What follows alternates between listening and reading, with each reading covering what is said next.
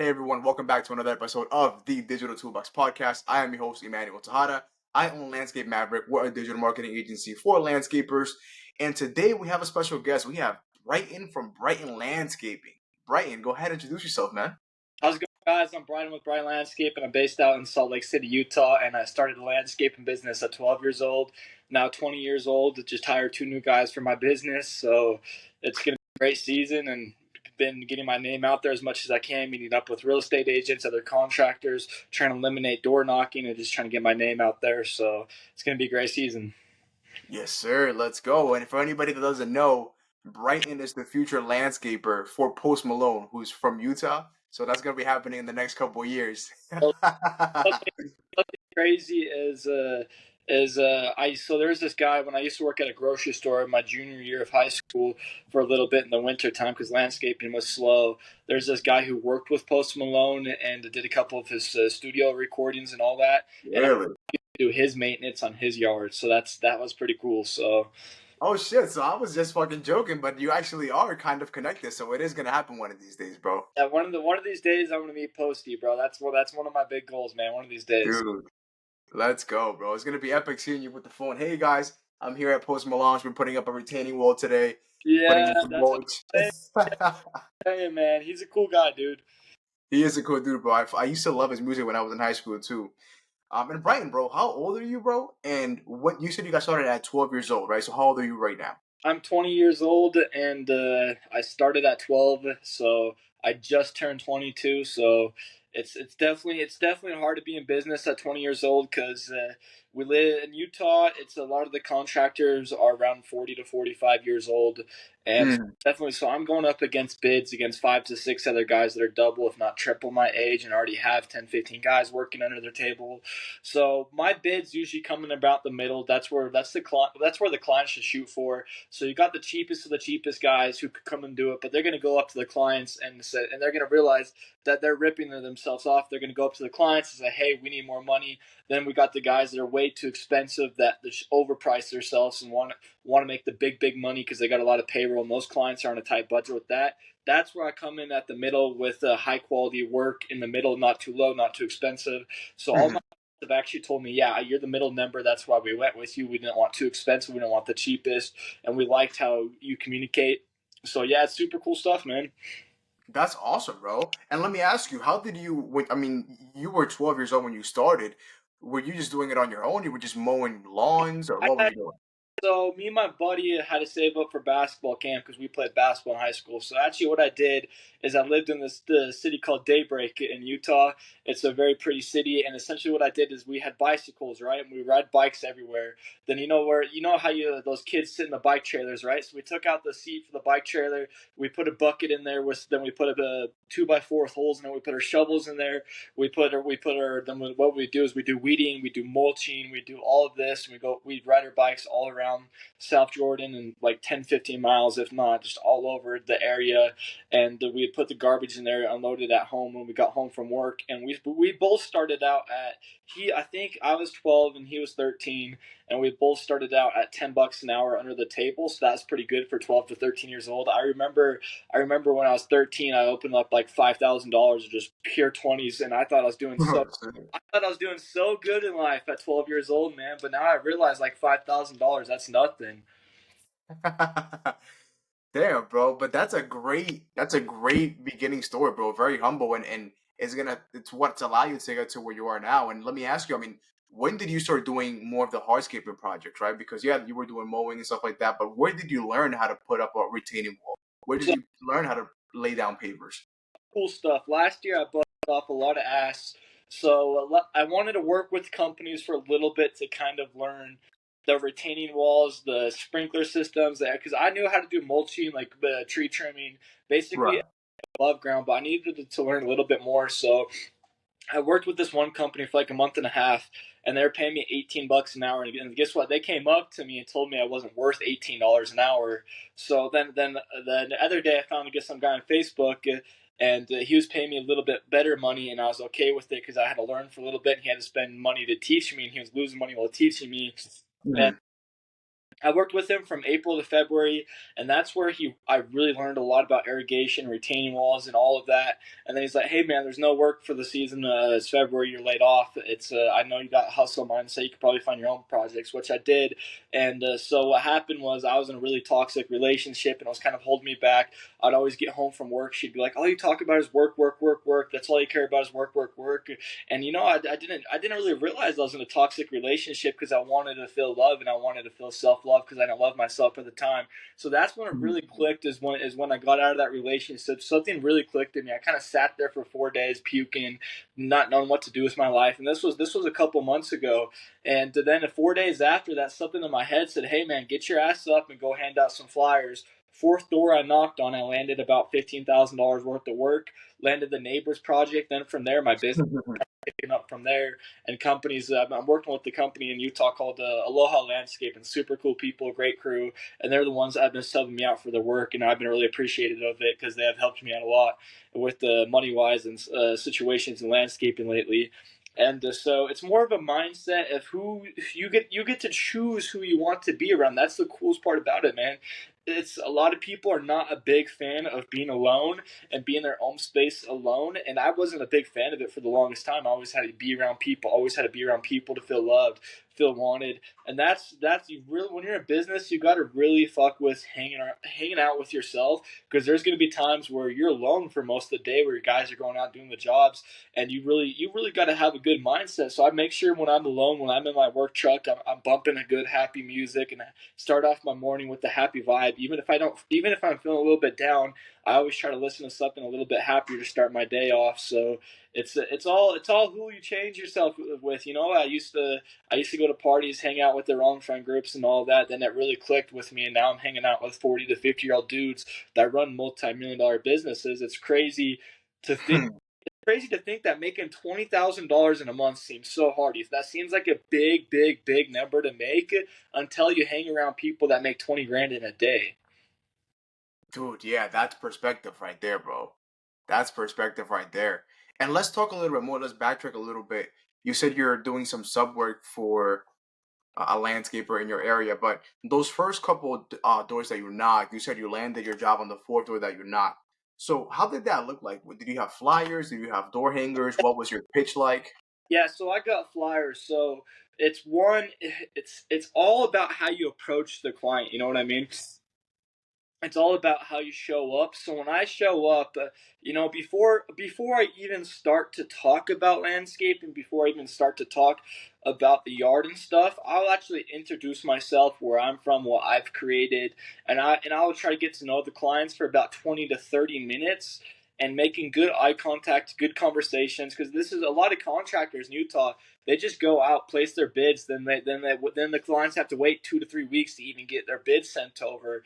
Me, I'm a lot different because I show up, get to know the client for about 20 to 30 minutes. Then I start to talk my knowledge, and they can see, okay, this kid introduced himself. He really got a good eye contact on us and good knowledge on us. Let's go with him. And right then and there, they gave me the half down check, and they're like, yeah, let's go with it. Then I started the next Monday. Oh shit, let's go. And what was that first project? Was it some sort of landscaping project or was it hardscape or what? That was the retaining wall that I did. So the most recent one I posted with the retaining wall, that one, it was a mindset that I had because I had to get some things off of my mind and stuff. So I actually dug 42,000 pounds of dirt up with the shovel and pickaxe, and I could have used a mini excavator. But that one, I really wanted to stay locked in because landscaping's hard, and I just really wanted to stay locked in and tell myself you could do it by hand. And because a lot of landscape and some of it has to do by hand, so I really just had to get in shape for the season. So I used that project as my ability to get in shape for the season.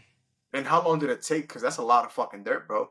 Dude, that's a lot of fucking dirt. Yeah, that one actually I didn't make as much money as I wanted to, but I gained a great relationship with the client. That project probably took me 3 weeks, I would say, but I gained a great relationship with the client, and they probably got like $40,000 to $50,000 more work at their house to still do. So that my money will start reeling in when they call me back next year, then the year after that, the year after that. That's when my money and my paychecks actually start coming in. Right, because now you didn't just win that one job, you won the house, right? You run the property, like Yeah, whatever else they have, whatever idea, whether it's an outdoor kitchen or whether it's another patio, maybe a seating wall in the back, maybe it's mulch in the front. They're gonna call you because now you're their guy, right? yeah. Especially after they saw you with the fucking pickaxe and the shovel. Like it adds more aesthetic. You know, you see this fucking kid, he's 20 years old, he's over there sweating his ass off. You see him with the pickaxe. Like it builds character to them. They're like, yo, this is our guy. He's gonna work hard for us no matter what. It was the middle of the winter, snowing, and even there was a foot of snow on the ground. I was out there still shoveling, pickaxing, and they're like, "Hey, are you gonna take a Saturday off?" And I'm like, "Work's got to get done." So Let's go, bro. Let's fucking go. clients And that see that clients want to see where their money is going. I have some clients that have to even put up cameras to watch me so they could see where their money is going. Which is totally okay because it's like I get that as a homeowner, I want to see where my money is going too. So I don't think I've ever really had a client really complain too much or anything about that. So I've always been paid on time. Always had paychecks coming in half down before the job started. I always got the half down when the job is done. I try to do great business. You know what? I actually go an extra mile out of my way on every single project. I do about $300 to $500 worth of work on a project for free. I'm like, hey, I noticed you got some bushes in the back. I noticed you got some of this. It's like, let me clean it up for you a little bit. They're like, okay, how much is this? How much is that going to cost? I'm like, in my head, I'm like, I'm already making 15 to 18 grand off of you. I'll just do it for free. You know what I mean? Like I'm already making my money. So that makes the client feel a little bit more comfortable with their money. Okay, we just spent all this money, but he's being so nice and going out of his way for the extra hour. Because what's that going to hurt? An extra hour, that's an extra hour I could be getting more jobs, but that's an extra hour I could gain that client's trust and get 3 more projects because I went out of my way. yeah, through recommendations. Yeah, absolutely, bro. And I fucking love that you're doing that because that's a big thing, right? Especially now that now that you're at the beginning stages. I mean, later on it might be different, once you're doing fucking $1 million jobs. But right now, bro, you're crushing it. I'm glad that you're doing that, bro. Yeah. And I wanted to ask you, so when it comes to what's your estimating process like? I'm curious. Like, how do you know how much to charge a client? How do you know how much square footage is there? Are you able to just look and tell, okay, I need to charge this, or how's that process for you? That's a really good number. So as my old boss, me and him got the same prices because we got the set. We both got 2 guys working for our crew. So I usually try to charge 120 an hour for me, then 120 an hour per guy. So it's about $360 an hour for 3 guys to be working. And sometimes I could even upcharge that because if 5 guys we get the job done sooner. Sometimes I even come back with $500 to $600 an hour off the projects because guys are kicking butt and doing more than they should. Hmm. And when I notice that my guys are kicking butt, doing more than they should, breakfast, lunch, dinner, drinks, it is all on me because it took me a while to find a good boss, and I finally found a really good boss to work for. And that man probably when I worked with him 8 months, he probably spent like 2 to 3 grand on me just on fast food and drinks, just to make sure I was happy while I was at work, while he's paying my payroll. So that's something I really saw that he went out of his way for. So if you can make your work, it's okay to be an employee. There's nothing wrong with being an employee. Sometimes I'd rather personally be an employee than a boss, but I've been liking the money a lot, and I've been liking I'm gonna tell you, if I did not have dedication, I would not want to do this shit at all, man. But sometimes my dedication drains me in the mornings, man. It's like, come on, man. Like, where are you coming from? Like, slow down a little bit, you know? Because I'm gonna tell you, me personally, I don't believe motivation. The only thing I'm motivated to is to sit on my ass and hang out at home. That's the only thing I'm motivated to do. But what I'm dedicated to is to put smiles on people's faces and build their dream yards and make it come to life. Dude, I fucking love that, bro. And I love that mission statement too, because it comes from the heart. Like you actually sound genuine. Like most motherfuckers would say that, but they don't give a fuck, and they're not even the ones doing the work. They just sub everything else out, and they never get dirty. But you're actually out there, bro. So I respect it. Yeah, I'm a boss that if my guys were to give me a call, I'm there in a heartbeat to come and help them. And mainly right now, It's because I only got two guys. I'm mainly on every single project of mine and try to stay organized. And I try to make sure that the guys are not too stressed on their workload going from job to job to job. But at the same time, sometimes in business, we need multiple incomes coming in to pay payroll, to pay machines, to pay subcontractors, to pay that. So sometimes we do have to bounce. But I try to stay pretty organized with my clients and make sure that when I have a job, I'll actually book it out 2 to 3 extra days just in case something happens on the project or someone goes home early or just the project doesn't go as expected. So I can have that 2 to 3 days as that extra space. And then if I have that and if I finish it and have that extra 2 to 3 days, I'll actually bump that client that was the 2 to 3 days after. I'll bump them closer and they're like, heck yeah, let's go with it. Yeah, we're good. We're ready to go, you know?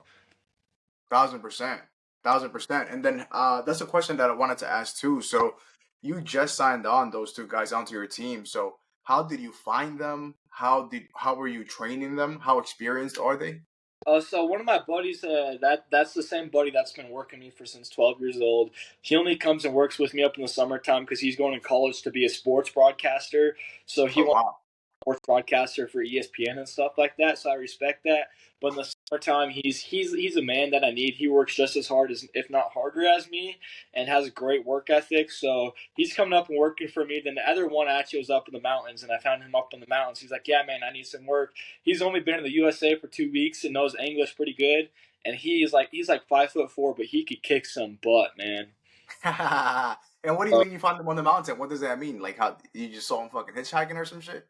Going on hikes and trails and stuff like that. Just everywhere I go, no matter where I'm go, sometimes a lot of my family it bugs them a lot because they're like, "Oh, all you talking about is landscape and landscape." And well, it's like when you get home from work and I ask you how your day is. You know what it is every single time. It was all right. It was okay. You'll hear that from about 90% of the people that are employees. Hey, how's your day? It was okay. It was all right. I could go off for my whole day for about 4 to 5 hours of what I did, how my day was, and I have excitement about that because I'm passionate about what I do. But yeah, I was just up in the mountains talking, have a conversation with somebody in the mountains. He's like, "Yeah, man, I got a buddy that needs work bad," so he referred me to one of his buddies, and dude, probably like 50% of my work comes from the sprinkler stores. When I go to the part stores, Home Depot, like yesterday, there was this guy that when I went to the part store, he had an uneven load of brick up on his truck. I spent 10, 15 minutes out of my way, help him load up that brick. And little did I know he's real Mm. state of Utah, and they're doing parade of homes in Utah, and they're looking for a landscaper to get it done pretty soon. So I'm gonna go take a look at his projects because I spent 10 to 15 minutes out of my way. And he's like, "Yeah, man, I'm a real estate agent. I do all of this stuff, and yeah, let's get you on." So probably 50% of my work comes from me just expressing my knowledge and helping others out. Dude, that's freaking awesome, bro. That is awesome. And how did you approach that? Like how do you to be able to sub you out, how does that look like for them? Do you take on all the risk or is all the risk on them? How does that work? All the risk is on me, man. When I'm laying in my bed, I'm up for 2 hours. Like, did I do a good enough job for that client? Did I do a good enough work myself? Are my guys happy working with me? It's like that. That's what that boss mindset is. Something crazy, and sometimes it keeps me up in the middle of the night looking at projects. I'll look at my Instagram for 4 to 5 hours sometimes, and I just can't sleep at nighttime. I'm like, yeah, this is a cool project. This is a cool project. I I hate personally advertising my stuff because I'll get comments like, "Why do people pay you to do that stuff? Your projects look like dog shit." And it's like, man, I'm just trying to express what I love and my passion. And these people, I'll tell them, "Hey, your company trucks look cool, your logos look cool," and I'll be so sweet to them. And they'll randomly just start hating on my stuff because they can see I'm being more successful than them at half their age, and they don't like that because they see me as competition. I'm willing to give my competition more work, bro. Yeah, bro. And at the end of the day, I mean, you can't let that stop you. Like that's something that you have, right? Like you have that passion about it. You have that fire in your eyes. So don't never let nobody fucking let them talk shit. It is what it is. If they want to leave hate, fuck them. It is what it is. It's just litters on a fucking screen. The Applewood Landscaping Tigran. Tigran, yeah, yeah. Yeah, so I've been looking up to that dude my whole life, always watching his posts and all that, right? And he's a good he has a buddy of his up in Utah called his name's Cedric, and he does concrete too, right? And so like him and Tigran are best friends, right? And Cedric was actually coming to look at one of my jobs because I need some help on some concrete work. I've been looking up to Cedric more than Tigran my whole life. And I met him in person, man. I was like, all right, this is cool, this is cool. But it's like when I met him in person, he was looking up to my project more than I was looking up to him. I'm like, man, why am I looking up to these people? Because when they come out to my job site, see who I am, they're looking up to me more than I'm looking up to them. Like what the heck? This is crazy. Then it's like so the problem with I've always wanted to meet Tigran. You know what I mean? Because I'm willing to expand my business to multiple states.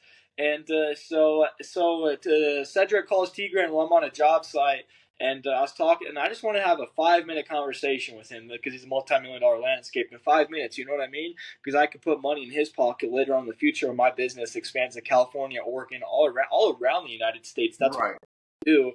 And he basically wanted nothing to do with me unless I paid for the goat gang thing. And that's the thing. A lot of these big landscapers want nothing to do with you unless you pay them.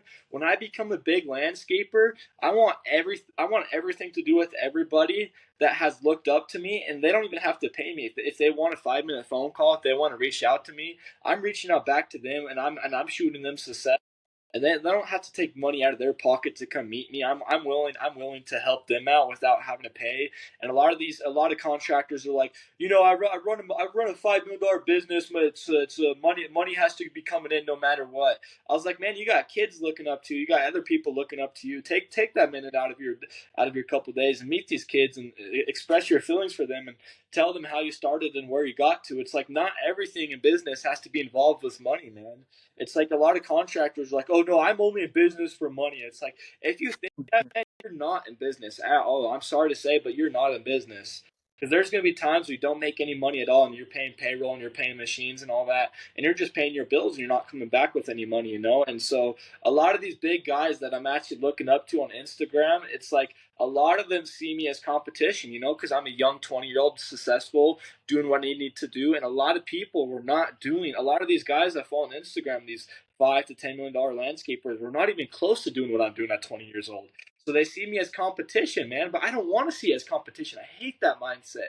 I want to see them as like, hey, when I expand to your state, let's connect on business. It's like, well, you got to pay me this amount, you got to pay me that amount. I was like, no, let's expand, and I'll put money in your pocket from work, and you help me with work, and I'll help you. Let's help each other out. Let's stop bringing the money thing in unless we're on projects together. Then we could talk about money.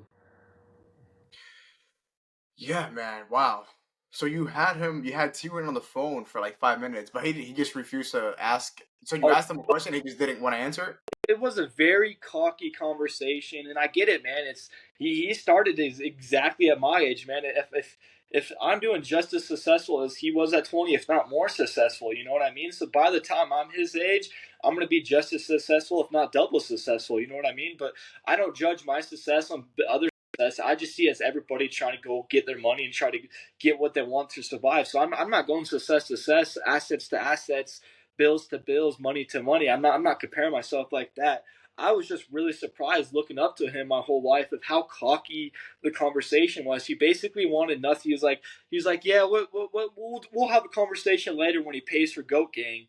I was like, so basically, you want nothing to do with me unless I pay you. That's that, and I've been looking up to you my whole life, and this you want nothing to do with me unless I pay you $90 a month for a couple months. You know what I mean? It's like no, man, that's the most petty stuff I've ever heard of. I mean, I see what you mean. Yeah, like it would have been good. Like even if he wasn't, even if he didn't give you advice, if he would have said, "Yeah, bro, just listen, I'm busy right now, but just keep grinding," that would have gone a long way. Yeah, But even if he was like, yeah, exactly, like, hey, I'm busy, keep up the grind, keep up the hustle. But it was more cocky than it needed to be because a lot of these bigger companies, it's all they're cocky, man. It's like they you might see them on Instagram, right? They might seem cool on Instagram, and they might it's dude. A lot of these people be putting fake smiles on Instagram. I think I'm a cool person to meet in person, and I'm very, very, very humble with what I do, and I try to stay very humble. I try not to be cocky because being cocky just doesn't take you far places in life, man. But if you be humble, go the extra mile, help people out, man, it brings so much more to your pocket than just money, man. yeah, I agree 1,000%. I think we're very similar in that aspect. Like I'm fucking like it doesn't matter how rich I fucking get or whatever the fuck I do. Like I'm still gonna be me. Like if anybody that needs some advice, I'll do it real quick. Here, listen, do this, this, and this. Whatever I can help with, I'm here. Give me a call, whatever. Now, of course, we have to be understanding of like, for example, in that case, Tigran's time. Like, yes, his time is valuable. It is worth paying for. But I mean, yeah, like something like that, like it's overly cocky doesn't help either. That doesn't sit well Yeah. with anybody. Nobody likes that really. I get time is money in business, man. But when it's literally a 5 minute conversation, I'm not paying you $90 for 5 minutes of your time. It's like, because well, what client's gonna come up to me and if I go to client like, hey, yeah, I'm $90 for 5 minutes. I'm sorry, that's very rare in business, man. If I'm gonna be honest, I mean, I've made $120 in 10, 15 minutes, yeah, but it's very rare. It's because those are little jobs, you know what I mean? The little jobs add up, of course. But then we get into landscapers like mainstream landscape, and he's not just as big, if not bigger, than Tigran up. Where's he? He's up in Oregon or something He's like. in Oregon. Yeah, yeah, yeah, yeah. I was just gonna mention him too. Yeah, that's what I was gonna say. If he's not just as big, if not bigger than Tigran, and dude, that man is the most humble, one of the coolest landscapers I've ever met. I know he's on a job site, and I'll text him. I'm like, heck yeah, keep up the grind, man. He responds in 5 to 10 minutes. He says, heck yeah, you too, brother. And he has a beautiful mindset, very humble, very sweet, kind person. And I could tell he's one of those dudes that if I were to FaceTime him on the video chat, he's willing to take those 5 minutes out of his way and not charge me, and willing to say, heck yeah, man, let's talk business for a little bit because I want to expand my business up to Oregon too, and let's see how we could help each other out. You know what I mean? Yeah, dude, 1000%. And what's crazy, I had, like you mentioned earlier, I had him on the podcast, bro. He was genuine, bro. Like he is so far, bro, out of all the landscape influencers, he's my favorite, bro. And Yeah, he is smaller than a lot of them, right? As far as like followers wise, but he's so fucking real, bro. I fucking love that dude, bro. I I think ordered his book. He stayed after the podcast. He stayed on the phone with me and his assistant Betsy for like another 30 minutes. We were just talking business, talking how we can help each other. He was giving me advice on what I can improve on my content. Bro, he's a fucking G, bro. I want to shake that motherfucker's hand one day, bro, and I want to take a picture and I'm going to be like, yo, you're the fucking guy, bro, for real. dude, I went through Oregon a couple of weeks ago. I was about to hit him up, like, "Hey, man, I want to take a look at some of your projects," but I knew he was probably busy. So I've always wanted to meet him and Chase Gallagher. So actually, for my 21st birthday, I told Chase Gallagher I'm gonna fly up to go see him, and we're gonna have a dinner and all that for my 21st birthday. Man, that's my biggest dream in life. It's $2,500, but that's something I'm willing to pay for. I'd rather pay that $2,500 than for T Grant's $90 a month, because I could tell Chase is more humble with what he does, and he's a little bit more respectful for what he does, and he's very sweet and kind. And that motherfucker is not cocky with his stuff at all. And I could tell with how he posts and how he posts his stuff. He's very kind, sweet, humble, cool guy, man. I'd rather pay that $2,500 to see the motherfucker once in my life than to pay $90 to see Tigran, if I'm gonna be honest. Oh, shit. Well, shit, man. And you know what's funny, actually? Chase is actually like an hour and a half from me. So he's in Pennsylvania. I live in New Jersey, bro. Yeah, so who knows? Maybe by then it'll be the three of us. Maybe it'll be all four of us. Me, you, Jacob, Oh, um dude, Jake, and Chase. yeah, Jacob's like a next state over, dude. I, dude, if there's a way that all three of us could get on a podcast, dude, that would be sick, bro. That would be sick, bro. Yeah, and he's killing it too. But we just built his website actually like a month or so ago, and he's doing big things, bro. He's expanding into his own office. But you know what's funny? It's like I think it's awesome, bro. And even though that you don't like you had that weird interaction with Tigran, I think it's awesome in the world of landscaping that Tigran started at 20, right? He started at 20 doing his thing. Yeah, He mentored so many people. One of them was actually Chase Gallagher. And then Chase broke out and he started doing his own coaching as well. He coached Jacob. So it's like it's amazing how one person impacted one person, then that person impacted another person. And I can see it, bro, because like we're young. So eventually as we continue to age, like you guys are gonna be passing that knowledge down to younger landscapers, right? 2030, 2040, who knows? So it's fucking awesome to see this shit happening in real time. yeah. Like I said, dude, Tigran will always be one of my favorite landscapers. I got nothing against him. I was just a little bit more surprised than anything. I was hoping for something a little bit more humble, something a little bit more kind and respectful. But man, Mhm. I totally get it, man, because there's times in business where sometimes I have to stay a little bit cocky because I'm making this good money and I created something beautiful and I got to self protect that. So I got nothing against him, man. It's like if I've always wanted to meet Tigran, and if that means I got to pay for Go Gang for a little bit to meet him, so be it, man. I'm willing to pay it. But it's like Chase, but I'm I'm a humble, kind, sweet, willing person, and I'm not trying to go assets to assets and trucks to trucks and jobs to jobs. And I feel like Jacob and Chase and mainstream landscaping are the three guys that are really humble when it comes to stuff like that. Yeah, bro. Yes, that's the three guys right there, bro. That that I see killing it in the coming years, right? Like their humbleness, their ability to be a fucking human, uh, is beyond awesome, bro. I think that's fucking dope. Dude, Do it's you have any? Do you have any other landscapers or like hardscapers that you look up to a lot? let's see. Pride Hardscaping up. I think he's up in Oregon too with mainstream landscaping. Pride. Oh, yeah. Is there? I think there is their logo like a truck or like a some sort of I think it's them that I'm thinking about. But yeah, I think I've seen their work and they're awesome too. I think they focus only on hardscaping, right? They don't do Yeah, I much think landscaping. those are orange and black. So Yep, that's them then. Yeah, that's yeah, definitely them. he's a cool guy. I've never personally reached out to him. I just love his posts, man.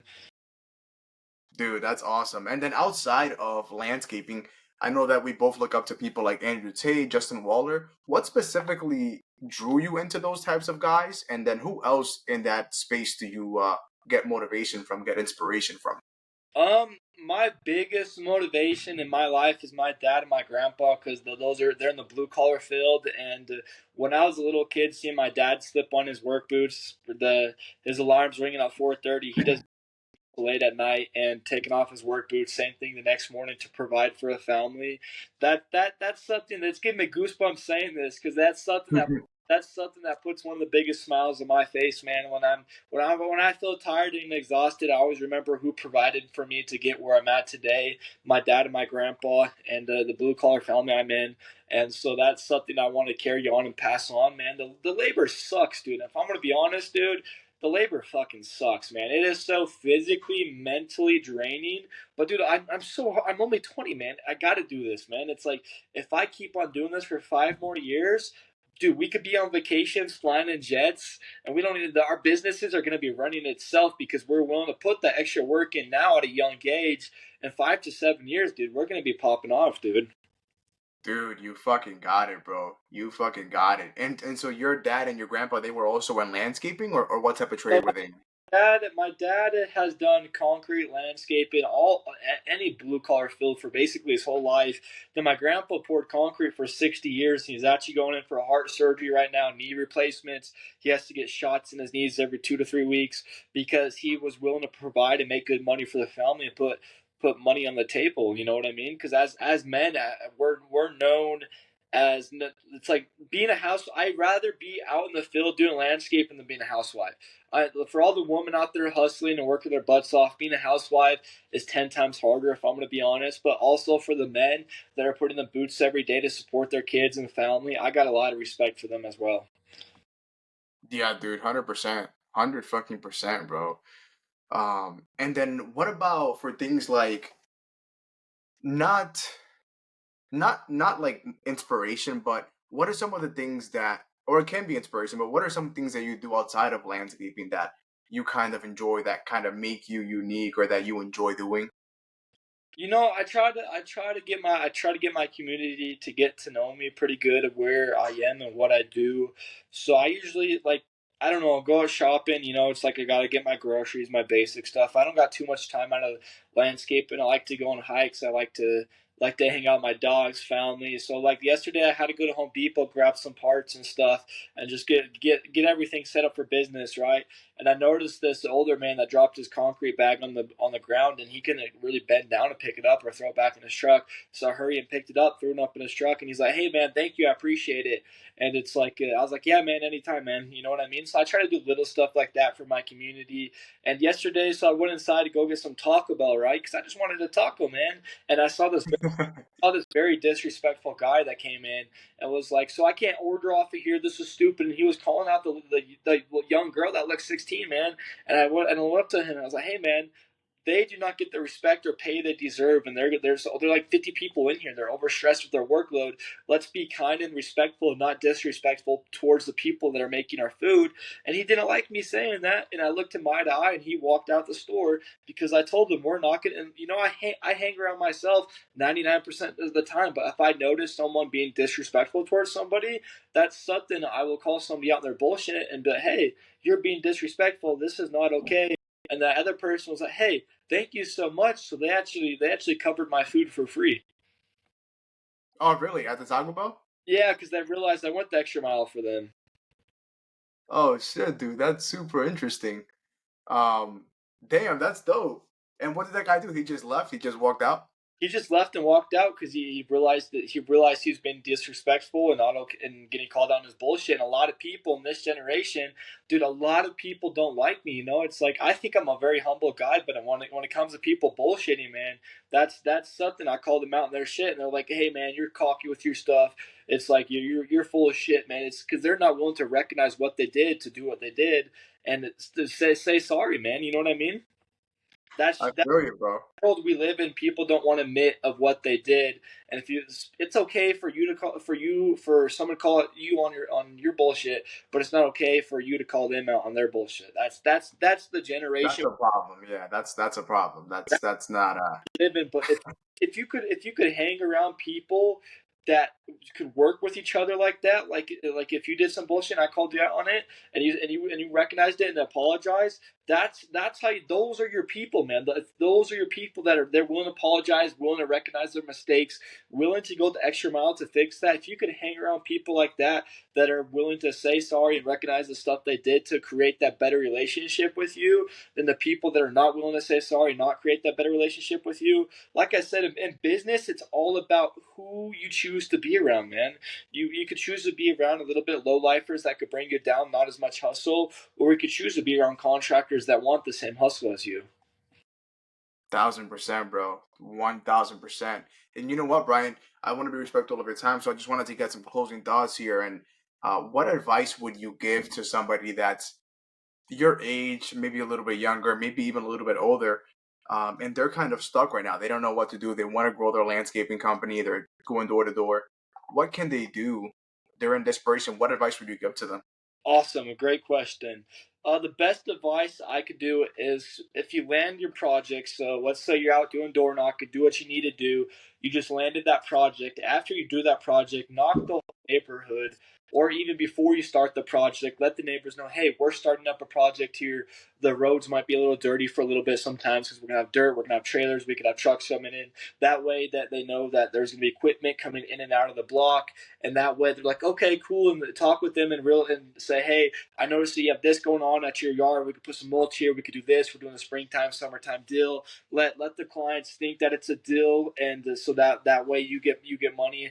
And if that's something I always try to do in business is I always try to give good deals for the first time for the client, so then it saves them money. So then the next time, that's when I come in and start making my money. So it's something that's really hard. And honestly, I reach out to a lot of landscapers in Utah, let them know who I am. Hey, I'm Bryton Landscape, and this is what I do. Because if you could try to eliminate door knocking as much as you can, that's probably the best you could do. But door knocking is a pretty good thing. But when you do door knocking, don't start straight into landscaping. Start to get to know the client.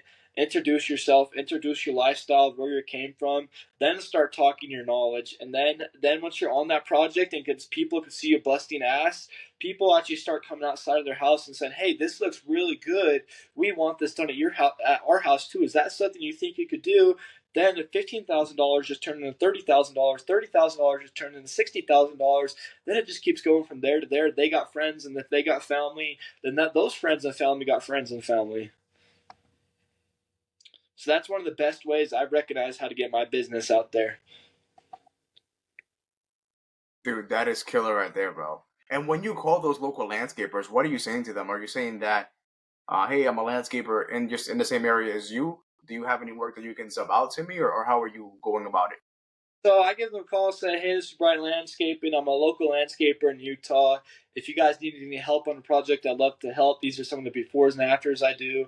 Then if you guys need any little projects done, I feel free to call me. I'd love to help on those projects. So a lot of these are big guys I'm contracting with that have like 7 to usually 15 guys, and a lot of the times they get overstressed on their payload and stuff like that. And they have enough work that all these clients want to get in fast. They want to get in soon. That summertime's coming. They want their yard looking nice fast, and that's when they reach out to me. Dude, that's fucking dope, bro.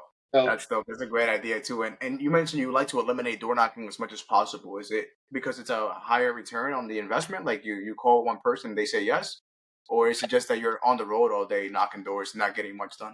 yeah, that's what I feel like. You're just on the road, no, not getting much done. There's some days where I usually hand out 200 to 300 flyers. I get nothing. There's one day I hand out 75 flyers and I get 2 houses. You know what I mean? So it's a hit or miss with it because we live in a generation where it's very hard and a lot of people don't got a lot of money and a lot of people got to take out personal loans to do these projects. So that's what's cool about Bright Landscaping is I'm actually willing to work with their budget and I'm actually willing to do $2,500 there next month, the next month. I'm actually willing to work with people's money so that they could get their landscaping done and getting their house looking gorgeous. Right. So it's like you enjoy the house looking gorgeous right now, and then you just pay us over time, pay us over what makes best sense for them. Yeah, whatever makes better. If that's a year and a half, I'm willing to work with them and willing to work on their pay budget. So you got to be willing to work with the client. And yesterday, a client actually came up to me and he flipped his back towards me a little bit so the neighbors didn't hear our conversation. He's like, "Yeah, man, this neighbor's super picky, so just try to be really careful." And I told my client, I was like, "Oh, I'm already chill with that neighbor. Before I started the job, already he was outside. I introduced myself. And he had really nice trucks. And I was like, hey man, that's a sweet truck. That's a nice truck. The other neighbor came out. Hey, nice car. Your yard looks good. Because before you start a project, if you could see those neighbors outside, so you don't have to deal with picky Karens. If you could see those neighbors, introduce yourself and tell them they have something nice. So then that makes them feel safer with who is on the block doing the landscaping. You know what I mean? Dude, 1000%, bro. That's some great advice there too, bro. I really appreciate you dropping those gems, man. And Brian, just in case there's anybody in the Utah area or anybody that wants a mentorship from you or has a question perhaps that you may be able to answer, what's the best way for them to reach you? The best way to reach them is probably my phone number, just at 385-394-9313, or my Instagram, Bryton Landscaping. It's Bryton instead of Brighton, then at Landscaping. Boom, bro. That was fucking awesome right there, this podcast, bro. I really appreciate having you on, Brian, and hopefully the guys reach out to you with some questions that you may be able to help answer for them or maybe even collab with them in some way. But Brian, I appreciate your time, brother. Thank you for much for having on the podcast, man. Keep doing your thing, bro. You as well, brother.